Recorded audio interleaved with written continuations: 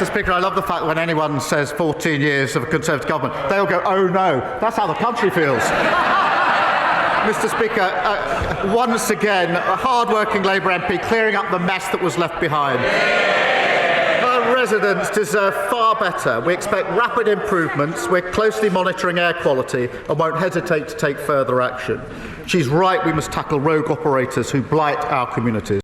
That's why we boosted Environment Agency funding by £188 million, alongside tough new rules on incinerators and commercial fly tippers. Leader of the Opposition, Kemi Badenoch. If I may, Mr. Speaker, Sir Roy Stone served 13 chief whips and prime ministers from Margaret Thatcher to Boris Johnson, and I'd like to pay tribute to his extraordinary service and send my best wishes to his family. And also, before we start, Mr. Speaker, I would like to say to the Prime Minister how horrified I was to hear about the attack on his family home. It is completely unacceptable, and I think I speak for the whole House when I say that this wasn't just an attack on him, but on all of us and on our democracy. Yesterday, we learned that unemployment is up 10% since the election. Why does the Prime Minister think unemployment is rising on his watch? Mr. Speaker, can I pay tribute to Roy Stone as well and the service that was given us in various capacities. Can I thank her for her words about the attacks on me and my family and the kind messages from many others in the last few days. She did actually message me pretty well straight away, and I really do appreciate that, and she's absolutely right that this is an attack on all of us, on democracy and the values that we stand for. Mr. Speaker, she comes here every week to talk the country down. We've got 200,000 new jobs, record investment, 4 interest rates cut. Contrast that to the disastrous Liz Truss mini-budget, inflation through the roof, and a £22 billion black hole. I'm not sure the Prime Minister even knew that unemployment was up, but there's no point him blaming everyone else. The fact is, Conservatives reduced the deficit every year until the pandemic, more than doubled the personal allowance. We left 4 million extra jobs, tackled the post-pandemic inflation spike, and left the fastest growing economy in the G7. Let's talk about what is happening today. Let's look at Beales, a 180-year-old department store in Dorset. They survived 2 world wars and the winter of discontent, but they couldn't survive this Labour government. Beales is having, and I quote, Mr. Speaker, a Rachel Reeves closing down sale. What does the Prime Minister have to say to all the people who have lost their jobs? Mr. Speaker, nobody wants to see job losses, but she must be the only person left in the country who thinks the economy was booming after the last government.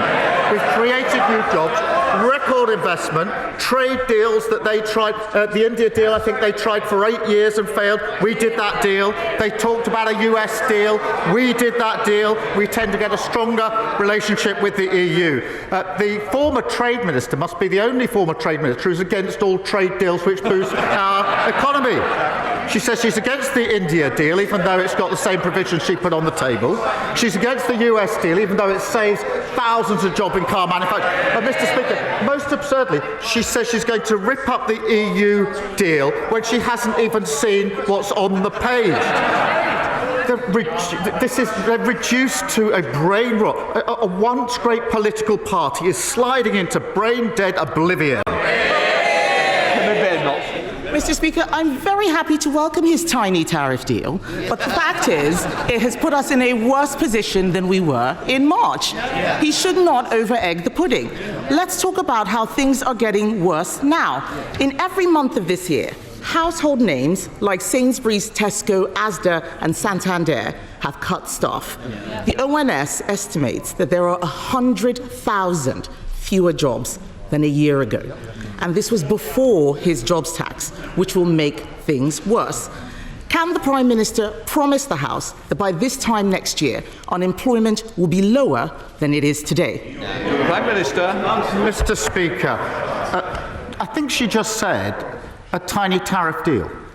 Can I suggest that she gets the train to Solihull? Yes, exactly. 2 hours, goes to speak to the workforce at JLR, their families, and their communities, to tell them she would rip up the deal that protects their jobs. And when she's done that, she might travel across to Scunthorpe and tell the steelworkers there she's going to rip up the deal that saves their jobs. And then if she's got time, go up to Scotland and talk to the whisky distilleries. Tell them she'd rip up the deal that's creating 1,200 jobs for them, boosting their exports, and then come back here next week and tell us what reaction she got. So I didn't hear a promise to get unemployment down, and that's because he knows things are going to get worse. And this goes wider than businesses. Last week, I met staff and patients at Farley Hospice. They do fantastic work, but they need to find an additional £250,000 to pay the jobs tax.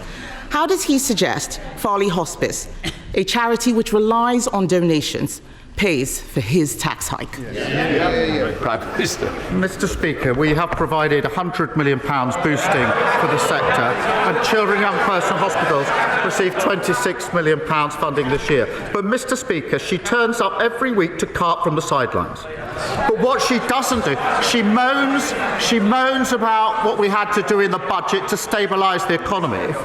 But she hasn't got the courage to stand there and say that she would reverse the next decisions that we take. And I know why. It's because she doesn't want to say she's against the £26 billion investment in our NHS. She doesn't want to say she's against the £1.2 billion more for our police. She doesn't want to say she's against the £3.2 billion more for our schools. All the time she doesn't have the courage of her convictions. It shows that her criticism is totally confected. Mr. Speaker, I can't believe the Prime Minister is still using this figure. We had this very conversation at the dispatch box. He knows it is just capital spending. It's either he's not paying attention or he is saying things to disguise what is going on. That money will not pay for the jobs tax. He knows that, and the hospices know it too. And the other people who know that things are getting worse are the 5 leading business groups in the UK. They say that his so-called employment rights bill will be deeply damaging to growth. Does the Prime Minister accept that they are right, or does he believe that he knows better than business? Prime Minister. Mr. Speaker, it's the same old Tories. Every time better rights for workers are on the table, they vote against them. Respect and dignity and protection at work are good for workers, good for the economy, and good for growth. Kemi Badenoch. Mr. Speaker, the Prime Minister needs to listen to business. You cannot have employment rights without employment. Labour always forgets that it is not government that creates growth, it is business that creates growth. And businesses are closing, and they are blaming him and his Chancellor. There are 100,000 fewer jobs, Mr. Speaker. Hospices, charities, nurseries, they are facing bills from the jobs tax that they cannot afford. Even the unions say workers are being thrown on the scrap heap. And all of this before his unemployment bill makes hiring even more expensive. When will he admit that Labour isn't working? Mr. Speaker, she says we should listen to She should listen to business. I will have the last... Prime Minister. Mr. Speaker, she should listen to business. They're in favour of our trade deals. The India deal. Fantastic deal. Tariffs on cars cut to 10%. Whiskey and gin, tariffs halved. £4.8 billion into our economy. What does she say she'd do with the India deal? She wants to rip it up. The US deal that saves thousands upon thousands of jobs. What does she want to do? She wants to rip it up. The EU deal, good for our economy. She's not going to even wait to see what it says. She absurdly says she's going to rip it up. It is so unserious. She even was reduced last week to calling the Indian government, accusing them of fake news. No wonder she did so badly as a Trade Secretary. Mr. Speaker, the project for them is over. They're sliding into oblivion. They're a dead party walking. Thank you, Mr. Speaker. Thousands of British jobs have been safeguarded by this government's trade agreement with the US.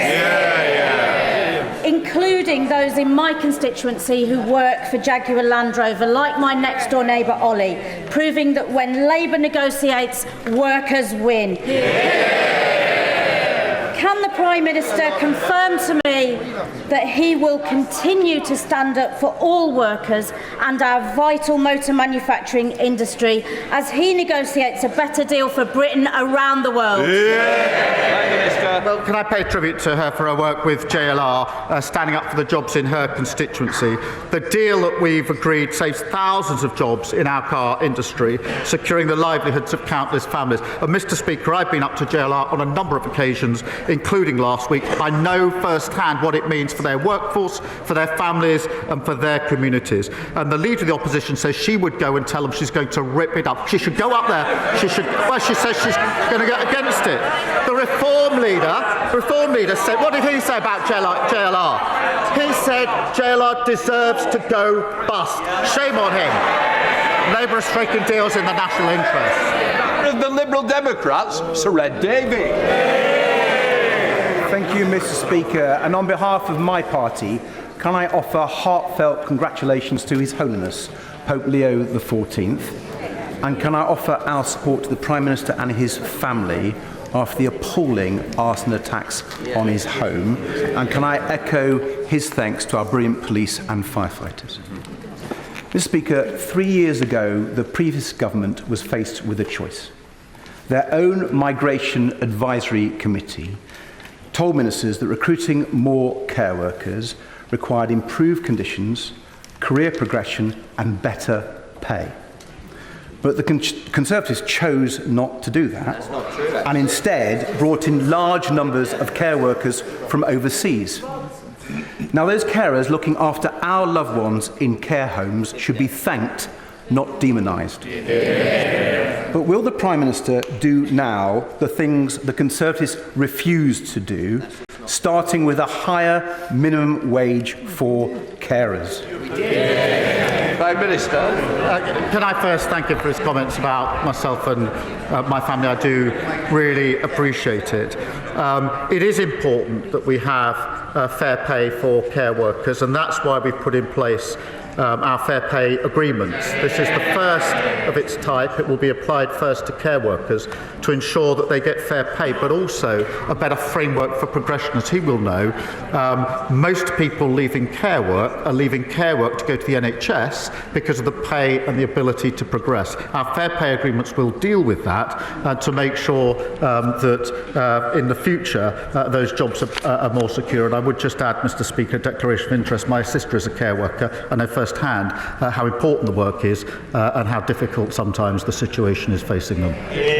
Sir Ed Davey. For that reply, it's a good first step, but we'll still be seeing people earning more in Amazon warehouses and supermarkets than care homes, and that will mean our loved ones going without the care that they need. But turning to the Middle East now, Mr. Speaker, for more than 10 weeks, Israeli forces have blocked food, water and medicine getting into Gaza. There is now a humanitarian catastrophe with 2 million people at risk of famine and 1 in 5 facing starvation. Rather than ending this crisis, the Netanyahu government is planning to seize all Gaza indefinitely. Now, I know the Prime Minister will agree that the blockade to Gaza should end, and I'm sure he would agree that it would be appalling if Netanyahu proceeds with that escalation. But will he act now and pick up the phone to President Trump for a joint plan to recognise Palestine and get food, water and medicine into Gaza? Prime Minister. Well, I thank him for raising this because the situation in Gaza is simply intolerable and getting worse. And we are working with other leaders urgently to bring about rapid and unimpeded flow of humanitarian aid into Gaza, which is desperately needed, obviously alongside the release of hostages, and to get back to a ceasefire, and that work is going on through my team 24/7. I do believe that is the initial action that needs to be taken, but I still fundamentally believe that however remote it may seem at the moment, the pathway to a two-state solution is the only way for settled and lasting peace in the Middle East, and we will continue with our allies to pursue that path. What happened? Thank you, Mr. Speaker. found in my constituency, Durdle Door is one of the most iconic bathing sites in all the country. So last Friday, I was joined at Durdle Door by my honourable friends, the members for Bournemouth East, Bournemouth West, Poole, and most importantly, Ron, the local seal, to test the water quality at Durdle Door. Currently, water quality testing at bathing sites is only monitored from mid-May to September, which puts the health of all water users at risk who could be potentially swimming in pollution or sewage. With this in mind, will the Prime Minister work with me and my honourable friends to introduce all year-round testing at popular bathing sites such as Durdle Door? Prime Minister. Mr. Speaker, everyone enjoying our beautiful beaches, lakes and rivers is entitled to know that the water is clean and safe. That's why we're modernising outdated bathing water regulations, including more regular monitoring sites to reflect local demand. And after years of failure by the party opposite, we're acting through our plan for change through new powers to tackle pollution, including banning bonuses, jail terms for law-breaking bosses and real-time monitors of every sewage outlet. Ms Sybil Roberts. This Prime Minister once spoke of compassion and dignity for migrants and for defending free movement. Now he talks of islands of strangers and taking back control. Somebody here has to call this out, Mr. Speaker. It seems the only principle he consistently defends is whichever he last heard in a focus group. So I ask him, is there any belief he holds which survives a week in Downing Street? Yes, the belief that she talks rubbish. Mr. Speaker,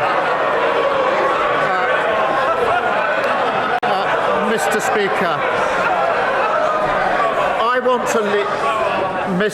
I want to lead a country where we pull together and walk into the future as neighbours and as communities, not as strangers. And the loss of control of migration by the last government put all of that at risk.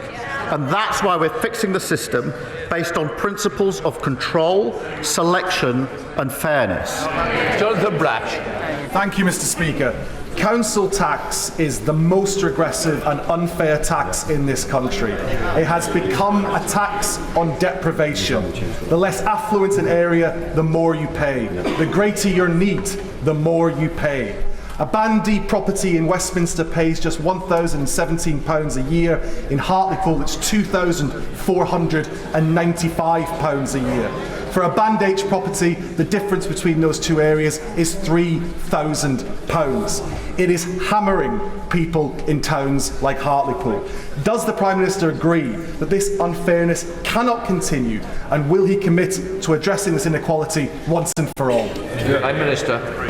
I thank my honourable friend. He's been a dedicated campaigner on this for a very long time. As he knows, 14 years of mismanagement by the party opposite left councils on their knees with a total failure to improve and update how councils are funded. Through £69 billion of funding this year and the upcoming multi-year settlement, the first in over a decade, will give councils far greater certainty and stability. Our detailed funding review will create a fairer system to make sure his constituents see strong, affordable local services. Wendy Moore. Mr. Speaker, while the Prime Minister prefers to take to the international stage, back here at home, Labour's Birmingham bin strike is now in its 10th week.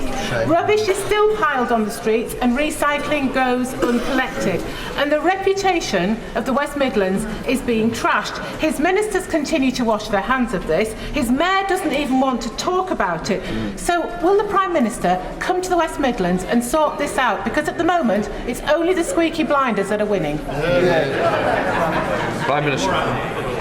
Well, further evidence, Mr. Speaker, of the decline of the Tory party when they say that going to Ukraine at the weekend to try and secure peace for Ukraine and for Europe and the security and defence of Europe is somehow the wrong priority. That conflict has already massively impacted people in this country through the cost of living crisis and energy. Ukraine, Europe and we deserve peace and to live in peace.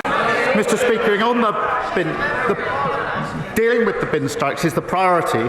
We continue to call on Unite to suspend the strike immediately and bring the disruption to an end. We are supporting the Council to ramp up the cleaning operation and now collecting over 1,100 tonnes of waste every day, and continue to offer our support so the backlog doesn't reappear. Thank you, Mr. Speaker.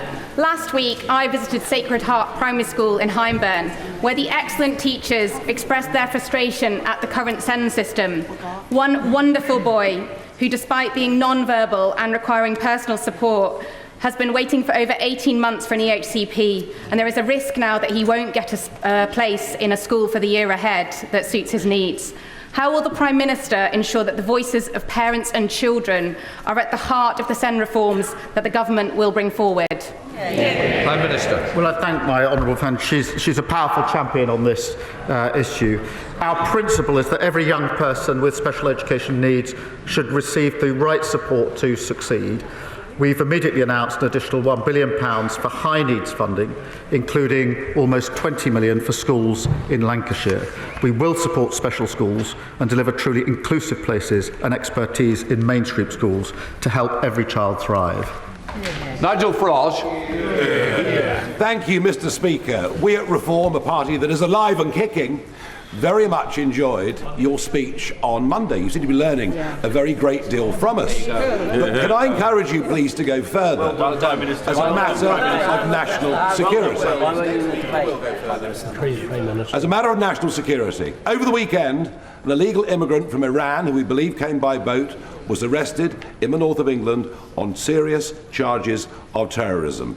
Since the speech on Monday, 1,000 young, undocumented young males have crossed the English Channel.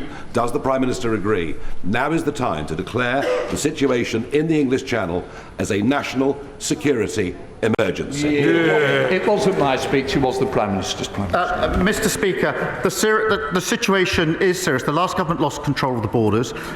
We are taking powers.